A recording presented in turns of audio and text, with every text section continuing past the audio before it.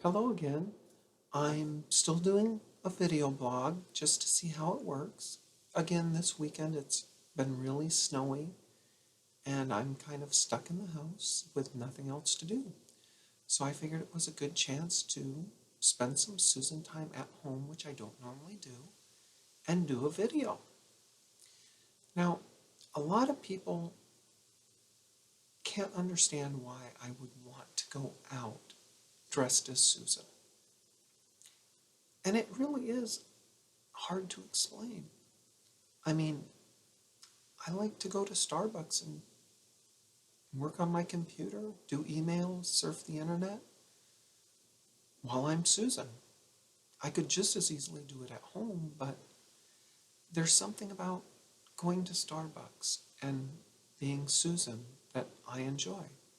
When I first started dressing, I would dress at home. I never really wanted to go out. Well, I probably did want to go out, but I was too afraid. But once I started going out and I got comfortable at it, the dressing at home as Susan and just spending time at home, well, it's not something I'm really interested in. As a matter of fact, today, because of the snow, this is the first time I've dressed as Susan and stayed home in years. When I when I'm Susan, I want to go out, dinner, shopping, out with my friends, even Starbucks or bookstore, just someplace where I'm out. But, with the weather, I couldn't get out with my friends last night, and I can't get out with them again tonight, and I really needed some time as Susan. It relaxes me, it calms me, it's what eliminates my stress. And to a point, I do need to be Susan on a regular basis. When I'm not Susan, I can feel the stress go up. I spend a lot of time thinking about getting a chance to be Susan going out. And what happens is when I go to bed at night, I can't calm my mind enough to get a good night's sleep. The days that I go out as Susan, when I come home, I am so relaxed. I fall right asleep and I sleep sound. Now, the going out as a woman is probably the scariest thing a cross-dresser will do in her lifetime. And it is, it's intimidating. And we all have the fears of someone saying something or running into someone we know, and that can happen. But what I have found when I go out is that if you are confident and you are presenting as though this is perfectly normal for you, which takes some work, most people will accept that. They won't challenge you on it. People are busy with their lives, and for the most part, they don't pay attention to what's around them unless you give them a reason to look at you. So, what I would say is try to be able to act like it's normal, because really it is. It's just a part of who you are. Now, when you're out, if you can come across as this is normal every day for you, and there's nothing wrong with it, most people will pick up on that. Not all, but most. And most people won't really pay attention to you, with the exception of younger kids. They tend to be more observant. But adults are usually preoccupied with their own life, unless you give them something to pick up on. So if you're acting scared or nervous, people will notice that and they will look at you a little closer to see why you are scared or nervous. Same way with being out. If you are out and you are acting like it is perfectly normal and okay, most people will accept it as being okay.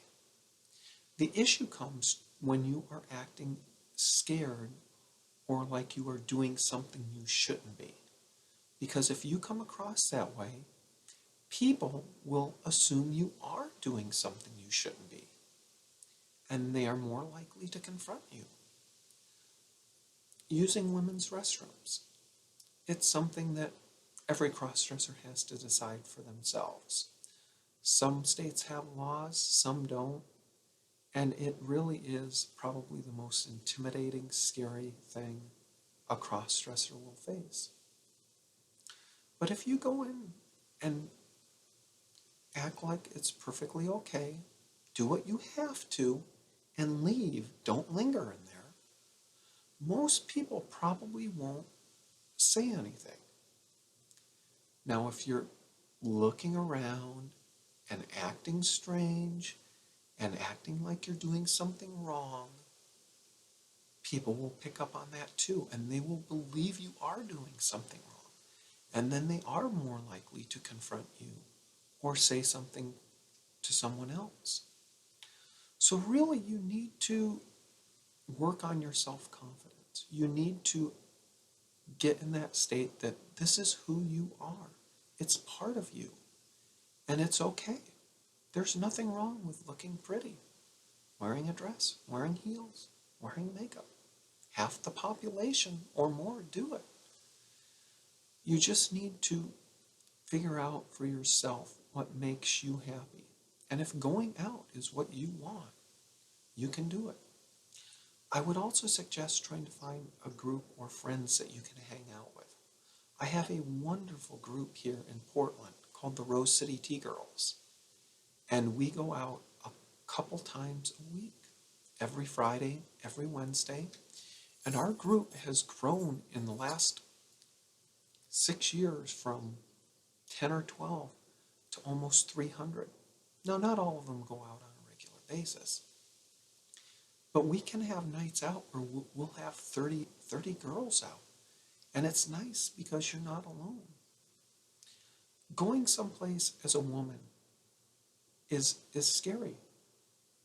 And my rule of thumb is if a single woman wouldn't go there by herself, then I really have no reason to go there as Susan.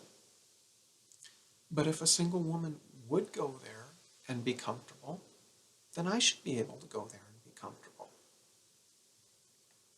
Walking into a bar in a seedy part of town at night by myself, I would not do. But then again, most women wouldn't do that. Going to Starbucks, going shopping by yourself, most women will do that. So why shouldn't I? It comes down to knowing what you want, what you need out of your life. For me, I need to have Susan time, and I enjoy going out. Now, if you're looking for things to do and there's not a group around, there are events all over the world, or at least the United States. There's an event in Atlanta, Georgia called Southern Comfort that they do once a year. There's one in Port Angeles, Washington called Esprit that they do once a year. These are several events. They have courses and will give you tips and training and help you get out if you've never gone out. These are wonderful places to start because you really aren't alone. And I'm sure they have them in other cities. I think Chicago has one. I think New York has one. So they are around and you can find them online. My personal favorite is Diva Las Vegas, and I will put a link to it on the video here. They have an event once a year in Vegas. It's not like the others. It's not a classroom or training, and it's not centered on one hotel. It's more of a vacation.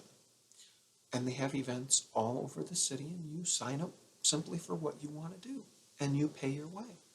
It's more like a vacation that you can go on. I've gone 3 years out of the last 4, and I'm going again this year. And this year last year we had about 12 from our group that went. This year we're hoping to have the same. They have usually about 170 transgendered women from all over the world, really. So it is a fun event. I would check them out if you're interested. And again, I will put a link down on my page. Feel free to leave me a comment, and I hope you enjoyed.